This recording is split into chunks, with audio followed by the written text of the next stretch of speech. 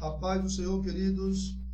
Queremos agradecer a Deus por mais uma sessão desse programa direto ao ponto, né? Aqui nós trazemos as lições da Escola Bíblica Dominical. Hoje estamos com o nosso segundo trimestre de 2024, com a lição de número 5. Né? A lição de número 5 tem como tema os inimigos do cristão. Né? A aula de número 4, que foi a aula anterior, tem como tema como se conduzir na caminhada. Né? Como se conduzir na caminhada, e a 5 fala sobre os inimigos do cristão, ou seja, conduzindo-se nessa caminhada, né? Você irá certamente encontrar inimigos, né? E precisa vencer esses inimigos para que você possa declarar, como declarou Paulo, que disse: combati o bom combate, acabei a carreira, terminei a minha caminhada, né? Mas guardei a fé. Nessa caminhada, nós iremos, com certeza, precisar lutar e vencer esses inimigos que se encontram pelo caminho. E aí eu te pergunto, você tem inimigos? Quantos são seus inimigos? Talvez você imediatamente pense: não, eu não tenho inimigos. Mas a nossa lição de número 5 vai nos mostrar que existem alguns inimigos na nossa caminhada. Vamos lá? Eu quero iniciar essa aula fazendo a leitura da introdução dessa lição, tá certo? Para nós entendermos e termos condições de fazer uma síntese aqui a respeito daquilo que a lição nos traz de informação a respeito desses inimigos. Veja só, então, o que diz a introdução. Diz assim: na jornada da vida cristã, nos deparamos com perigos que ameaçam a trajetória da nossa caminhada. Olha aí, né? Inimigos que ameaçam a nossa caminhada para o céu. Bom, nela encontraremos 3 inimigos que buscam nos atrapalhar. Olha só quais são os inimigos: o diabo, a carne e o mundo. O diabo e o mundo estão do lado externo de nossa trajetória, e a carne, porém, está do lado de dentro, né? É a nossa natureza pecaminosa. Por isso, nesta lição, estudaremos esses 3 inimigos da jornada da vida cristã. Então, essa lição traz basicamente a respeito desses inimigos, né? E o primeiro deles é o diabo, né? O primeiro tópico diz o seguinte: o primeiro inimigo do cristão, o diabo, né? Então, ele é o inimigo das nossas almas, com certeza, né? Mas a primeira informação que eu preciso trazer sobre isso é que você que acredita pode dizer assim: ah, eu sei disso desde quando aceitei a fé, ou desde quando passei a ter conhecimento da importância ou da palavra, do evangelho, né? Mas eu preciso te informar que há muitos aí, né, que entendem até ideologias, né, que entendem que o diabo, o inimigo das nossas almas, ele não existe, né? Que o diabo são aqueles que praticam o mal e não é um ser espiritual que busca atrapalhar a nossa caminhada, que busca nos desvirtuar, né? E infelizmente, quando você adota uma fé dessa, um conceito desse, você acaba tendo que aceitar outros conceitos, outras ideologias, porque se você não acredita na existência do mal espiritual, como você irá acreditar na presença de Deus, na presença dos seus anjos, né? Porque o mal está sempre buscando nos atrapalhar na nossa caminhada, né? E para vencer esse mal, nós precisamos estar em Deus, precisamos estar na presença de Deus, né? Porque quem nos auxilia, quem nos ajuda, quem nos consola, quem nos convence desse mal, desse pecado, desse eu, é o Espírito Santo. Então, se eu não credibilizo a presença do mal como um ser que existe, né, isso vai dificultar a minha fé a respeito de Deus. E a Bíblia vai dizer que se nós não acreditamos em Deus, nós não conseguimos nos aproximar dele. É impossível nos aproximar de Deus se não crermos nele, né? Então, queridos, a primeira informação que eu preciso deixar claro aqui: o mal existe, né? O mal existe. A lição vai dizer o seguinte aqui, que o Novo Testamento mostra a atuação do diabo por cerca de 25 vezes das 29 passagens do Evangelho, e aqui passagens dos Evangelhos, são 4 Evangelhos no Novo Testamento, que em Jesus o menciona, que Jesus menciona em seu ministério. Nosso Senhor atesta a realidade, né, de Satanás, do inimigo. Veja que nós temos uma passagem aqui no capítulo 4, né, de Mateus, que tem como título lá a tentação de Jesus, né? É o Espírito de Deus que leva, né, é o Espírito de Deus que leva o Senhor, mas é o inimigo que tenta ao Senhor Jesus. Ali, naquela passagem, nós já vamos ver claramente a presença do mal, né? Dialogando com o Senhor, tentando o Senhor, fazendo de tudo para tirá-lo do propósito e do caminho, e não é diferente hoje conosco, não é?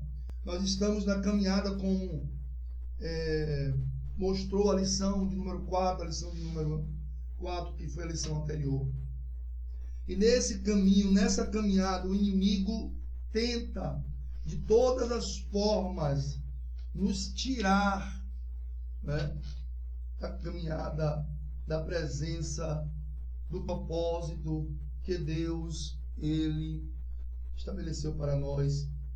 E eu preciso te informar que aqui a lição nos mostra que Satanás tem os seus nomes, né? As Escrituras o identifica por diversos nomes. Alguns deles estão aqui, né? Serpente, próprio Satanás, o opositor, o diabo, o acusador, o maligno, o dragão vermelho, a serpente, o tentador. São esses diversos nomes que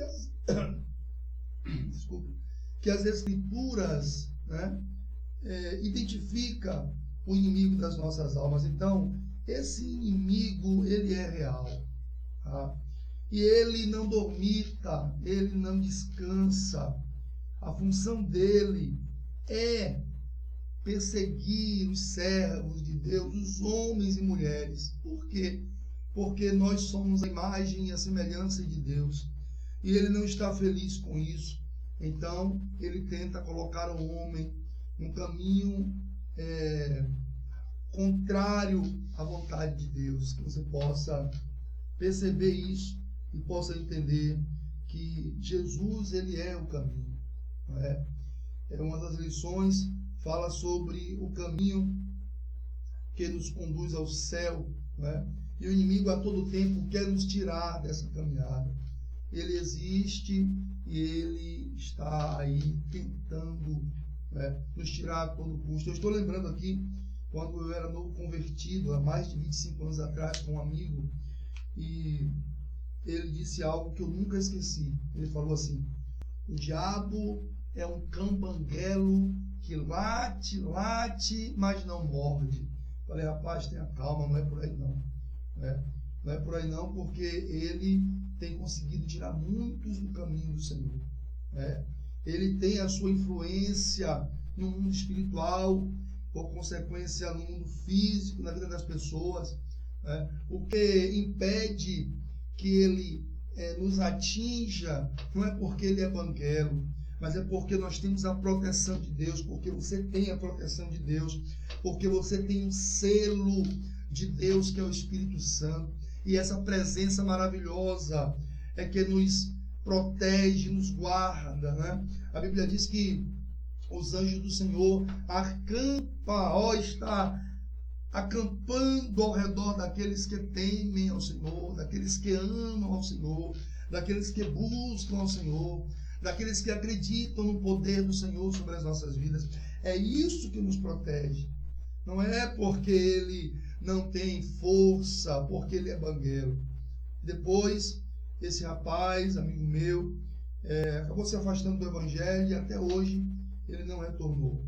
Vez ou outra eu ainda falo com ele, ele não está mais aqui em nossa cidade, está trabalhando, é uma pessoa que eu prezo muito e quem sabe, de repente, ele assista e lembre, né? Mas a verdade é que o inimigo, ele não brinca de ser inimigo. Ele está a todo tempo nos tentando. Se nós vacilarmos um minuto, um segundo sequer, um milésimo sequer, ele pode fazer estrago nas nossas vidas. Tá bom? Então, esse é o primeiro inimigo. Tá? O primeiro inimigo é, sim, um inimigo espiritual, um inimigo que está externo, tá? Que a todo tempo busca lançar dados inflamados contra as nossas vidas, mas nós precisamos estar sempre na presença de Deus. Veja o que diz aqui o segundo tópico, fala que o segundo inimigo é a carne. Tá? Mas nós precisamos entender sobre o contexto quando nós lemos esse termo carne. Precisamos entender de que carne é essa que a lição está trazendo como inimigo, o nosso caminho, tá? Porque o texto vai falar sobre carne física, inclusive nós vamos ver lá logo no início, quando Adão diz, essa é o osso do meu osso e carne da minha carne. Está falando da carne física, mas também há textos bíblicos que falam de carne como natureza, e a carne se inclina para o pecado, Então, essa natureza pecaminosa, essa natureza adâmica, muitas vezes você vai ler aí no texto como carne, e diz aqui, por exemplo, aqui que uma natureza dominada pela carne, o que uma natureza dominada pela carne pode produzir, Nós precisamos entender que a carne é uma referência direta à totalidade da natureza humana pecaminosa. Então, nós precisamos observar aí esse contexto, que a Bíblia ela vai nos falar. É muito importante. Veja que nós temos aqui, eu vou fazer a leitura, eu não ia fazer a leitura desse texto, mas eu senti vontade de fazer aqui, eu vou estar fazendo a leitura desse texto. Eu acho que, de repente, é interessante. Veja só o que diz aqui o texto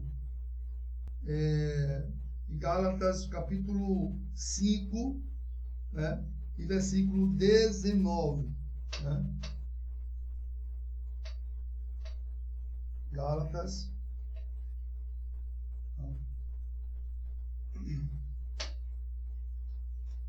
Sei que estava em Gálatas, mas...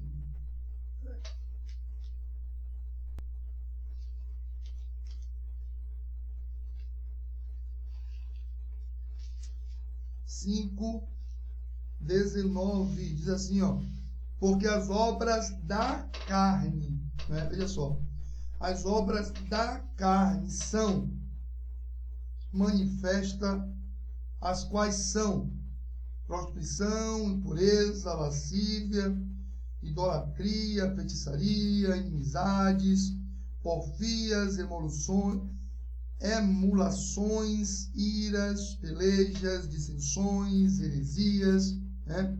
Invejas, homicídios, bebedices, glutonarias e coisas semelhantes a essa. Capítulo 5 de aos Gálatas, versículo 19 ao 21. Né? É o que o texto das Escrituras nos informa, né? Ou seja, a natureza adâmica, ela produz todas essas coisas descritas aqui nesse texto. Tá?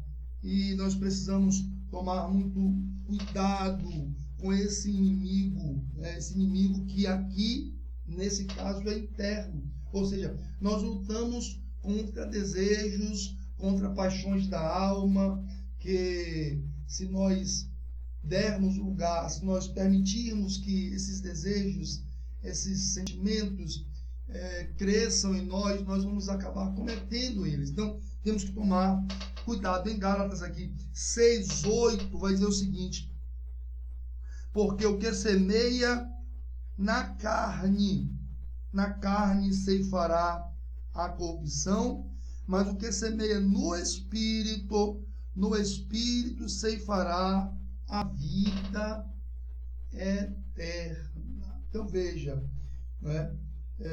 Nós precisamos tomar cuidado com esses sentimentos, né, carnais, né, esses sentimentos da alma, para nós não nos perdermos em meio ao caminho. Então, em meio ao caminho, nós encontramos aí o inimigo das nossas almas.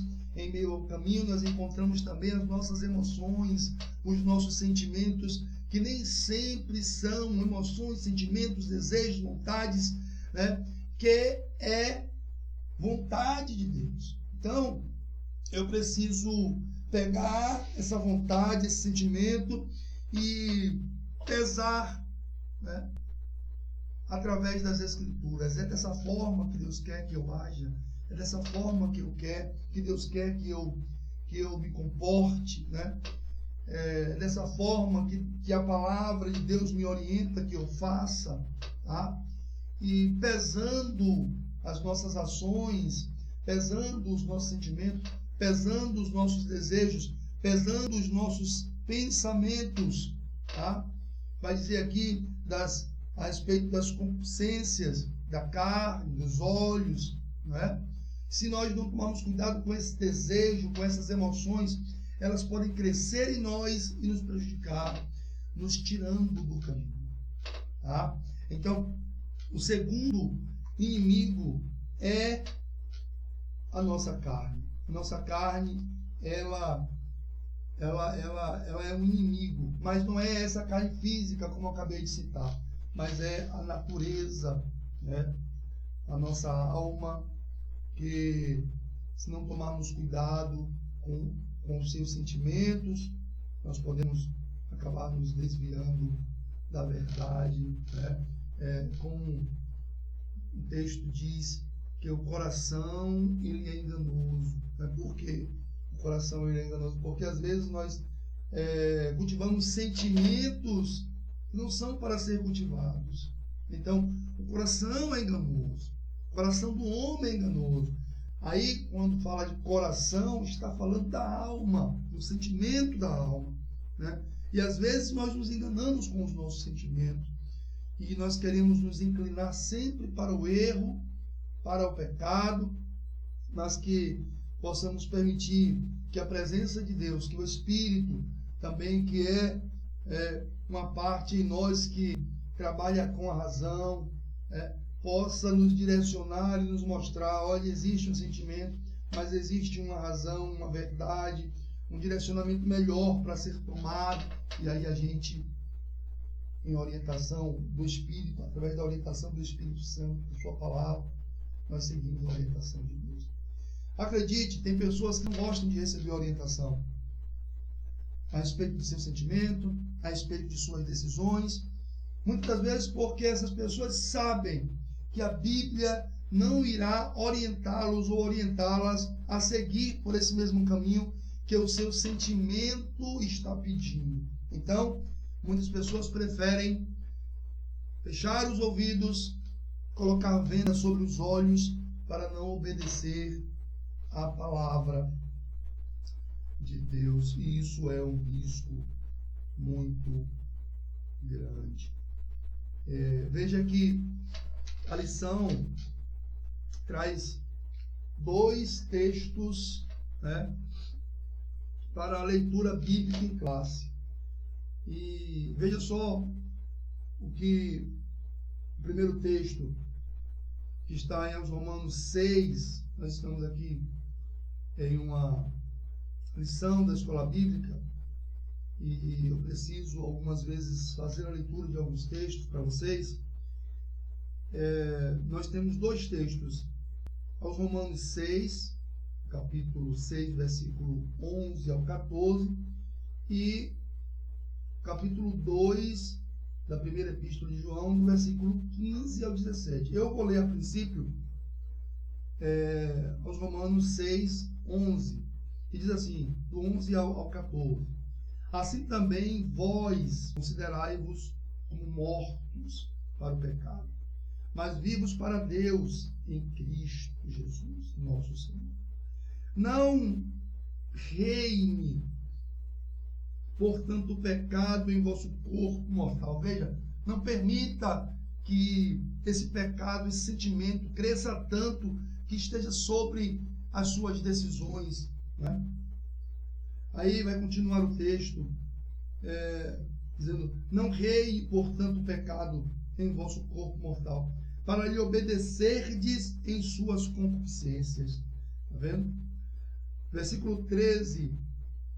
Nem tampouco apresentei os vossos membros ao pecado por instrumento de iniquidade, mas apresentai-vos a Deus como vivos dentre mortos, os vossos membros a Deus como instrumentos de justiça, porque o pecado não terá domínio sobre vós, pois não estáis debaixo da lei, mas debaixo da graça. Veja, vivo dentre mortos. Por quê? Porque, veja que lá em Isaías, no capítulo 59, e no versículo 2, vai dizer que o nosso pecado cometido, né, ele causa divisão entre nós e o nosso Deus. Veja só. Né? Se você começar a leitura a partir do versículo 1, capítulo 59 de Isaías, vai dizer que ele não está com os ouvidos agravados nem com as mãos encolhidas para não salvar. Porém, né, o nosso pecado causa essa divisão. Tá? Então, às vezes, nós queremos pecar, e queremos que Deus nos ouça como se nada tivesse acontecido. Nós queremos fazer a vontade da nossa carne, da nossa alma, né? Fazer aquilo que nós desejamos, e também queremos que Deus nos ouça. E também queremos que Deus esteja atento às nossas orações. E também queremos que as mãos de Deus, né, esteja sempre pronta para nos abençoar. Mas não é isso que a Bíblia nos orienta. Veja, que o capítulo 12 de Deus Romanos, a partir do versículo 1, vai dizer, Paulo escreve dizendo, rogo, pois, irmãos, pela compaixão de Deus, que apresentei os vossos corpos. Veja só, nosso corpo. Aí está falando do nosso corpo físico. Apresentar o nosso corpo como sacrifício vivo, santo e agradável a Deus, que é o nosso culto racional. Por quê? Para quê? Veja o que está escrito em Isaías 59, 1 e 2, e veja o que está escrito em Romanos. Ele vai dizer o motivo. Ele vai dizer que ele roga para que possamos, olha só, para que possamos conhecer qual seja a boa, a agradável e perfeita vontade de Deus. Ou seja, se nós não entregamos o nosso corpo como sacrifício a Deus, mas entregamos o nosso corpo a tudo aquilo que não agrada a Deus, a praticar a tudo aquilo que não agrada a Deus, a mentira e tantas outras coisas que nós lemos, inclusive, no capítulo 5, né, de Gálatas, aos Gálatas, capítulo 5, do 19 ao 21, né, lemos há pouco. Nós dificilmente, ou eu posso dizer que na verdade nós não conseguiremos, infelizmente essa é a verdade. Você pode até gozar desse mundo, você pode até ser uma pessoa que não crê em Deus, uma pessoa que não entende a importância de entregar a sua vida ao Senhor Jesus, ou até que está dentro de uma igreja, mas não vive uma vida, né, de entrega, como disse Paulo no capítulo 12 de Romanos. E é uma pessoa próspera financeiramente. Aí você pensa que você está alcançando a agradável e perfeita vontade de Deus. Não. Engana-se quem pensa assim, porque a agradável, perfeita vontade de Deus para nós não se resume em bens materiais, não se resume em um bom carro, em uma boa casa. Quantas pessoas têm um bom carro, têm uma boa casa, mas não conseguem gozar da presença do Espírito Santo, não conseguem sentir a presença de Deus, não conseguem entender qual é essa boa, perfeita e agradável vontade de Deus. Então, queridos, entenda isso, tá? Entenda que esse é um dos inimigos que encontramos pelo caminho, mas nós podemos vencê-lo entregando as nossas vidas ao Senhor e tornando o nosso corpo físico, esse corpo físico, essa carne, né? Como nos traz a lição, essa carne física, como templo do Espírito Santo. E aí sim, nós conseguiremos ser conduzidos pelo Senhor, pela sua presença, pela sua vontade. E aí sim, nós teremos condições de experimentar em Deus a sua boa, perfeita, agradável vontade. Tá bom? Então, pelo caminho, nós encontramos inimigos. Que a lição traz o primeiro inimigo como sendo o diabo, e nós já falamos que ele é real, nós já falamos que ele causa estrago na vida daqueles que decidem entregar as suas vidas a ele através das suas obras. Porque ninguém não, eu não vou dizer nem mais ninguém, porque hoje existem muitas pessoas que estão entregando e estão declarando que estão entregando. Mas existem uma gama de pessoas maior, um número muito maior, que diz que não entrega, porém seus atos, palavras, atitudes e ambientes mostram que infelizmente é isso que essas pessoas estão fazendo. Segundo a nossa carne, que nós já entendemos que não é esse corpo físico, mas é a natureza adâmica, né, pecaminosa, que pode nos levar a nos tirar do caminho. E a terceira e última, para nós finalizarmos, ou o terceiro e último inimigo que a lição ela nos traz é o mundo. Né? E aí, mundo, mais uma vez, eu preciso dizer que nós precisamos nos atentar ao contexto, né? Desse termo mundo, né? Porque assim como a carne tem os seus sentidos, esse termo mundo aqui também tem o seu sentido, né?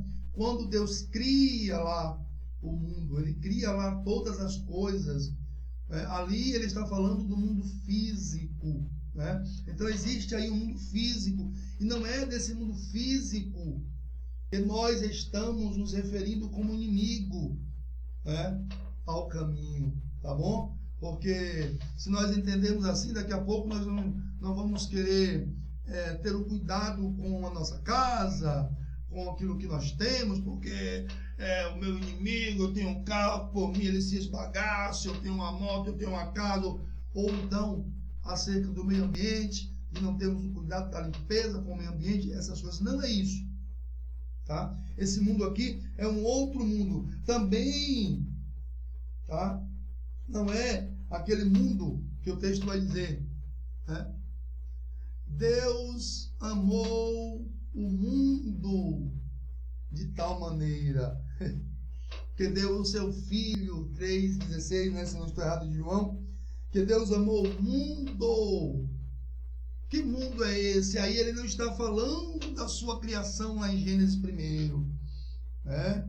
Deus amou o mundo de tal maneira que deu o seu Filho para que todos, olha aí, aqueles, está falando de pessoas, que nele crê, né, não pereça, mas tenha a vida eterna, né? Nós também não estamos falando desse mundo como inimigo, porque nós estamos falando de pessoas, tá? É verdade que muitas pessoas se tornam inimigas, né? Buscam fazer o mal, mas o mundo que é o nosso inimigo, que o texto aqui quer nos trazer sobre a cosmovisão existente nele, as ideologias, as filosofias, né? Essas questões que muitos querem dizer que não tem nada não, está tudo bem, né? Deus é amor, então como Deus é amor, Ele não se importa em você transgredir a sua palavra. Como Deus é amor, Ele não se importa em você ir em uma direção contrária à presença e à vontade dEle, né? Aí a Bíblia vai dizer, não ameis o mundo. Olha aí. Não ameis o mundo, nem o que nele há, para que você não entre em uma direção contrária à vontade de Deus, porque o texto vai dizer que quem ama o mundo, o amor do Pai não está nele. Que mundo é esse? Essa cosmovisão, é isso que o mundo oferece. São os prazeres da carne, são os prazeres que o mundo oferece, e a gente às vezes não se atenta para isso, prefere amar o mundo, né? Aí entra inclusive a riqueza, né? Porque não é o dinheiro que é a raiz do mal, mas o amor ao dinheiro, o mundo desse amor, né, ao dinheiro, que acaba sendo um amor que eleva o seu patrimônio, o seu bem, a sua riqueza acima de Deus. É desse mundo que a lição quer nos informar. Veja, o segundo texto da leitura bíblica em classe, né, que está no Evangelho de João, no Evangelho, na Epístola, na Epístola, primeira Epístola de João, capítulo 2, do versículo 15 ao versículo 16. O versículo 16. Não ameis o mundo. Olha aqui. Primeira Epístola de João, capítulo 2, versículo 15 ao 17. Não ameis o mundo, nem o que no mundo há. Se alguém ama o mundo, o amor do Pai não está nele. Veja que esse mundo não é o mesmo mundo criado no capítulo 1 de Gênesis, nem é o mesmo mundo do capítulo 3:16 de João, né, do Evangelho segundo escreveu João. Por quê? Porque aquele mundo ali trata-se das pessoas. Então, se Deus amou, Ele não quer que eu, que sou seu filho, né, venha ter um sentimento contrário ao sentimento dele, que é o amor. Não.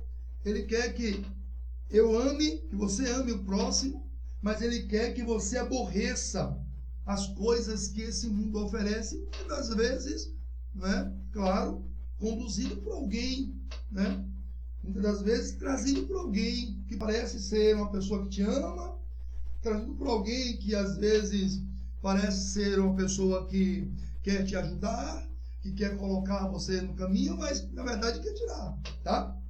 Vai dizer o versículo 16, porque tudo o que há no mundo, a concupiscência na carne, olha aí o desejo, a concupiscência nos olhos e a soberba da vida, não é do Pai, mas do mundo. Versículo 17, e o mundo passa e a sua concupiscência, mas aquele que faz a vontade de Deus permanece para sempre. Muitas das vezes nós preferimos, não é, ter esse desejo satisfeito aqui. Nós preferimos satisfazer a nossa vontade aqui, amar o mundo, amar a riqueza, amar os deleites, não é? E vamos nos afastando de Deus. E essa questão de amar o mundo não é só a pessoas que não são cristãs, não é? Há pessoas que não são cristãs, há pessoas que são cristãs, né? Que tem Deus como Senhor da sua vida, e aí, às vezes, a pessoa até diz, não, eu tenho Deus como Senhor da minha vida, mas não entende que esse Deus que nós conhecemos, que o mundo conhece, está revelado nas Escrituras. E esse Deus que se revelou pelas Escrituras, ele se utiliza de linguagens que o homem consegue entender, ou então seria vã essa comunicação de Deus, né? O Senhor Jesus, ele é o verbo, ele é o comunicador, ele é aquele que veio, ele se humanizou, capítulo 1 de João, e o verbo se fez carne e habitou entre nós, para que nós pudéssemos ver a unigênita, a presença de Deus. E aí, eu preciso entender se eu estou andando em um caminho que vai me conduzir ao céu ou um caminho que vai me conduzir à perdição, tá? Eu não estou aqui para condenar ninguém, nem para absolver ninguém, não é? Mas eu, como servo de Deus, como arauto do Senhor, eu estou aqui para dizer que nós precisamos ter a palavra como nossa orientadora. É a palavra, tá? É a palavra que nos orienta. E ela vai dizer que é o Espírito de Deus em nós que nos convence do pecado, da justiça e do juízo. Para assim, através dele, vencermos os nossos inimigos, tanto os externos como o interno. Talvez você diga, mas eu tenho outros inimigos além destes. Mas você consegue vencer se você deixar o Senhor tomar parte, tomar domínio, como está escrito, ser realmente o seu Senhor para dominar a sua vida. Gleidson, como vencer esses inimigos? Gleidson, como continuar a caminhada e não perder o caminho e não me desviar do caminho? Aos Efésios, capítulo 6, versículo 10. Veja só. No demais, irmãos meus, fortalecei-vos no Senhor e na força do seu poder. Fortalecei-vos em quem? Em nós mesmos? Não. Fortalecei-vos no Senhor e na força do seu poder. Revesti-vos de toda a armadura de Deus para que possais estar o quê? Firmes contra as astúcias ciladas do inimigo. Aqui está diabo, inimigo, opositor, né? Ele é o opositor no nosso caminho. Vai continuar dizendo: porque não temos que lutar contra a carne e sangue. Aqui é corpo físico, mas sim contra os principados, contra as potestades, contra os príncipes e as trevas desse século, contra as hostes espirituais da maldade nos lugares celestiais. Portanto, tomai toda a armadura de Deus, para que possais resistir os dias maus, e havendo feito tudo, ficar firmes. E aí o capítulo 5, ainda aqui de Efésios, versículo 18, vai dizer: e não vos embriagueis com vinho em que há contenda, mas enchei-vos do Espírito Santo. Ei, quer vencer os inimigos? Permita que o Espírito de Deus tome esse seu corpo, como disse Paulo, como templo seu. Encha, permita que esse corpo se encha, que você se encha do Espírito Santo. Enchei-vos do Espírito Santo. Por quê? Porque é Ele que nos direciona. Ele é o nosso consolador, nosso ajudador. Ele é aquele que nos convence, aquele que nos lembra, aquele que nos direciona. O Espírito Santo. Por isso que Jesus disse: eu vou para o Pai, mas eu vou deixar com vocês outro, um consolador, um outro, aquele que vai estar com vocês.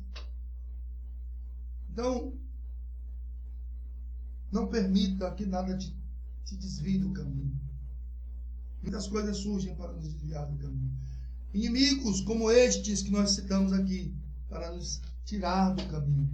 Mas que você possa estar sempre firme na presença de Deus. Bom, nós vamos ficar por aqui. Gratos a Deus por essa lição de número 5. Falando sobre esses inimigos, tá? Que tentam, de toda forma, nos tirar do caminho. Inimigos externos, inimigo interno. Entender quais são eles, entender como eles agem, para entender como lidar, como batalhar, lutar contra eles. E a receita já foi dada. Enchei-vos do Espírito Santo. E revesti-vos de toda a armadura de Deus, para que possais estar firmes nos dias maus. Quero agradecer, se você ficou até aqui, fazer um pedido. Compartilhe esse vídeo, tá? Nos ajude a divulgar esse trabalho, tá bom? Deus abençoe a sua vida. Muito obrigado por sua audiência.